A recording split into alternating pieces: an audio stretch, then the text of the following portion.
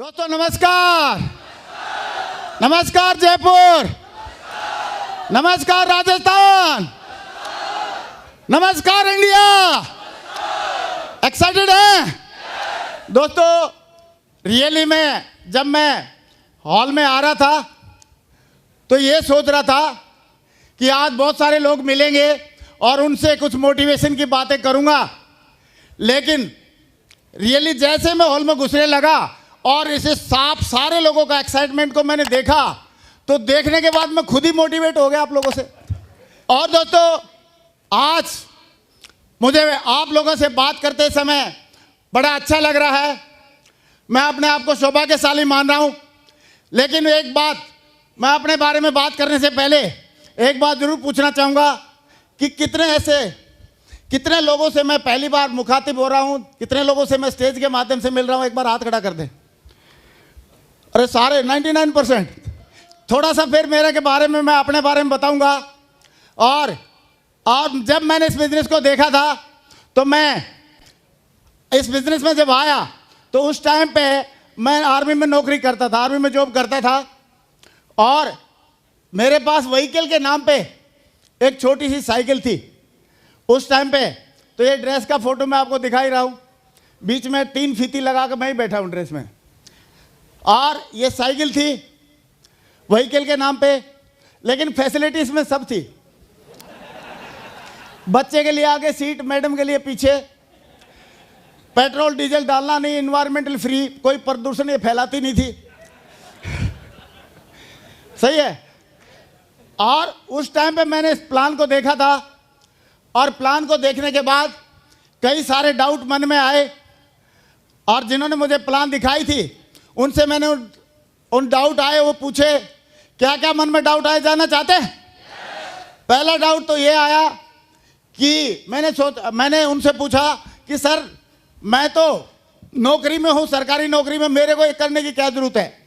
तो उन्होंने एक बहुत बढ़िया बात बोली, बोला अग्रवाल जी महंगाई तो बहुत बढ़ रही है, और बोला इसके ऊपर तो गाने भी बन रहे हैं कि सैया तो बहुत ही कमात है, महंगाई डाइन खाए जाते हैं। यस सर ना? लेकिन उन्होंने जैसे ये बोला तो मैंने एक डायलॉग मारा कि कबीरदास जी का दुआ है सर कि दाता उतना दीजिए जामे कुटुंब समाए, मैं भी भूखा ना सोऊं साधु भूखा ना जाए। तो उन्होंने बोला ये कबीरदास जी ने दुआ कब लिखा था? मैं बोला 1300-1400 ईस्वी में। बोला उस टाइम पे खाने के अलावा कोई खर्चा होता था क्या? इंटरनेट का बिल था, मोबाइल का बिल था, अखबार का बिल था, और बिजली का बिल था, और इतने मतलब कुछ भी बिल वगैरह खर्चा वगैरह होता नहीं था। तो उन्होंने बोला कि अगर अभी कबीरदास जी होते तो दुआ कैसे बनता? बोला आप जानना चाहते हो अग्रवाल जी? मैं बोला हाँ सर बताओ। बोला अगर कबीरदास जी होते तो बोलते दाता इतना दीजिए घर आंगन भर जाए, क्योंकि इतने सारे बिल तो चुकाने हैं। यस और नो? और एक ही बात बोलते कि दाता इतना दीजिए घर आंगन भर जाए, और कटे जिंदगी ऐसे पीढ़ी बैठे खाए। Thank you. फिर मैंने सोचा कि यार इस बात की तो सही बात बोल रहे हैं ये, लेकिन फिर मैंने एक बात और पूछी, सर एक बात बताओ, इस बिजनेस में मान लो मैं तो कर लूंगा, लेकिन आगे लोग नहीं करेंगे तो क्या होगा? मैं लोगों को नहीं बना पाया तो क्या होगा? तो उन्होंने बोला अग्रवाल जी आपको ब्रह्मा विष्णु महेश बनने की जरूरत नहीं है, आपको लोगों को बनाने की जरूरत नहीं है, लोग पहले से बने बनाए घूम रहे मार्केट में। यस ना? बोला आपको सिर्फ लोगों को साथ में लेके चलना है। मैं बोला सर कान इधर से पकड़ो इधर से पकड़ो, बात तो एक ही है। आप फिर भी 2 लोगों को साथ में लेके चलना पड़ेगा। तो उन्होंने बोला अग्रवाल जी आप ये बताओ जिंदा है आप मुर्दा है? मैं बोला सर मैं तो जिंदा हूं।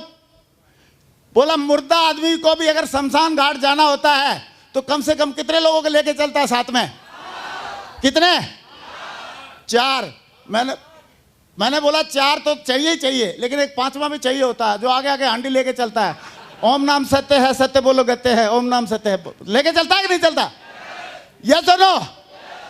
तो बोला अग्रवाल जी जब मुर्दा आदमी अपने साथ में 5 लोगों को लेके चल सकता है तो आप जिंदा होके क्या आप मुर्दे का 40% काम 2 लोगों को साथ में लेके नहीं चल सकते? क्या चल सकते कि नहीं चल सकते?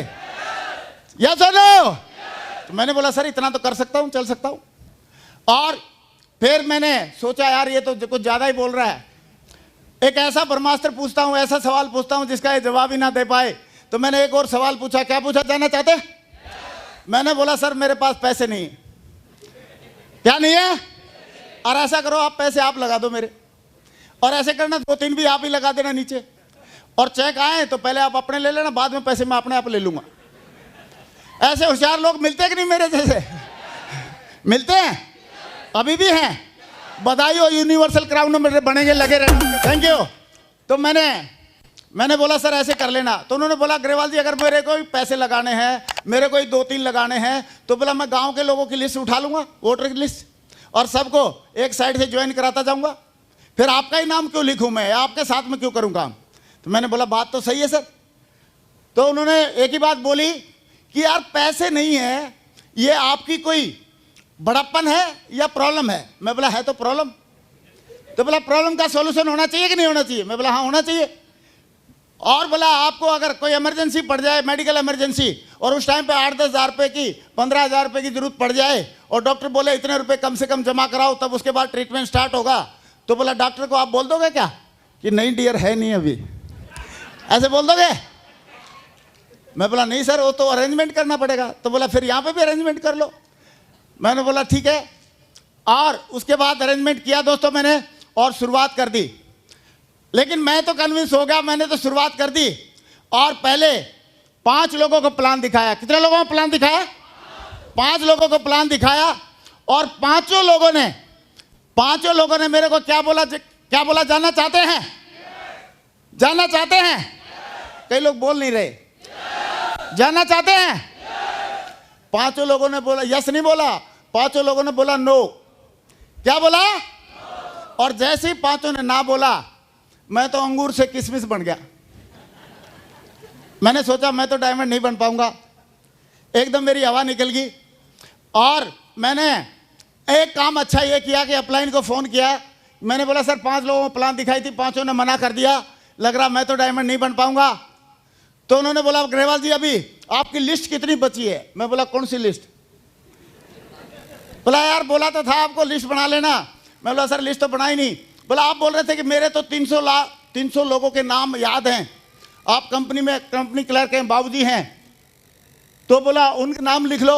मैंने बोला सर वो नाम भी सारे ना, मेरी जो दिमाग में जो थी 300 लोगों के नाम की जो लिस्ट थी वो हार्ड डिस्क ना मेरी करप्ट हो गई है, क्योंकि जो खास 5 लोग थे जब वही नहीं कर रहे तो बाकी कौन करेगा? तो उन्होंने बोला डोंट वरी ग्रेवाल जी, आप एक बात बताओ कि अगर अभी आज पॉपुलेशन इंडिया की कितनी है? मैंने बोला सर 120 करोड़। उस टाइम पे दिसंबर 2002 की बात है। मैंने बोला सर 120 करोड़। बोला 120 करोड़ में से 5 घटा दो, कितने बच गए? मैंने बोला सर अभी भी 120 करोड़। बोला कैसे? मैं बोला इतनी देर में तो 5 नए पैदा हो गए होंगे। यस और नो? सॉरी, चाइना के बाद तो इंडिया का ही नंबर है। और तो फिर उन्होंने बोला ग्रेवाल जी जब आप बताओ जितने को आप प्लान दिखाओगे नहीं उससे ज़्यादा तो पैदा हो जाएंगे, तो ये तो निश्चित है इंडिया में कभी लिस्ट आपकी खत्म होने वाली नहीं है। बोला मैं आपको एक मंत्र बताता हूँ, आप उस मंत्र को फॉलो कर लेना, आप पक्का डायमंड बन जाओगे। और जैसे उन्होंने बोला मैं मंत्र बताता हूँ, तो तुरंत मेरे को दिमाग में क्लिक किया। मैं बोला हाँ यार, वैसे तो काम हो या ना हो लेकिन मंत्र के सारे हो सकता है। यस और नो?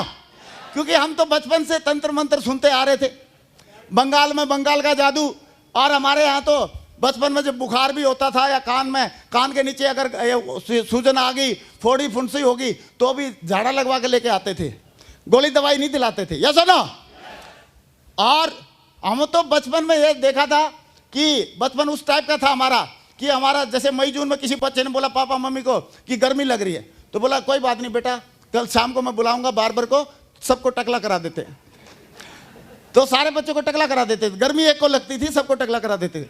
तो तंत्र मंत्र में मेरा गहरा विश्वास था, और मैंने उनको एक ही बात बोली। मैं बोला सर जल्दी करो, आप ऐसा करो मंत्र बता दो। तो मेरे अप्लाई ने क्या मंत्र बताया जाना चाहते हैं?